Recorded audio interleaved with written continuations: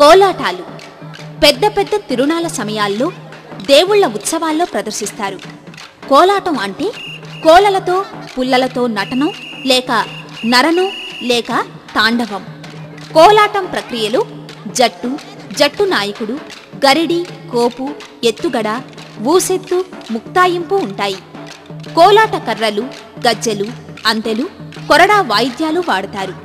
కోలాటం ఒక సమిష్టి నృత్యం, సామూహిక బృందగానం, ఒక వ్యాయామ క్రీడ. వీటిని తిరిగి బ్రతికించుకోవాల్సిన అవసరం మన ముందున్న తక్షణ కర్తవ్యం.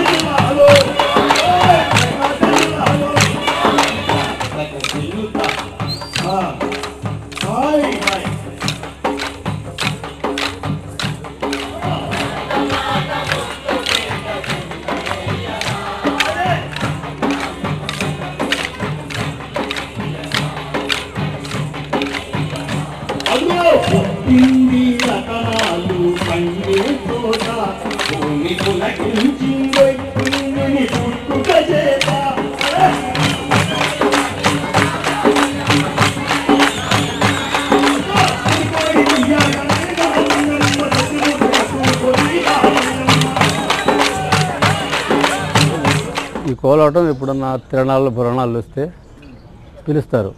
పిలిస్తే పోయేదో వేసి వస్తుంటాం. ఏదన్నా ఒకళ్ళ అమ్మవారి తిరణాలైనా లేక రాములవారి తిరణాలైనా ఏ తిరణాలైనా పిలిచిపోతుంటారు. మేము ఈ కళని మాకు పెద్దవాళ్ళప్పటాంచి మేము చేనేత నేర్చుకునేవాళ్ళం. పెద్దవాళ్ళప్పటాంచి మేము ఏదో ఈ కళ కానీ మా వాళ్ళు కూడా ఎక్కడికైనా పోయి కోలాటం వేసేది. జడ కోలాటం, ఇంకా కోపులు కూడా ఉంటాయి, అన్నీ వేస్తుంటాం. జడ కోపు ఉంటుంది, తెల్ల కోపు అని ఉంటుంది, సూర్యు కింద కోపు అని ఉంటుంది, పొర్లు కోపు అని ఉంటుంది, రెండొందాల కోపు అని ఉంటుంది, ఉద్దిదిరుడు కోపు అని ఉంటుంది, ఏనుగు మాధవని కోపు ఉంటుంది.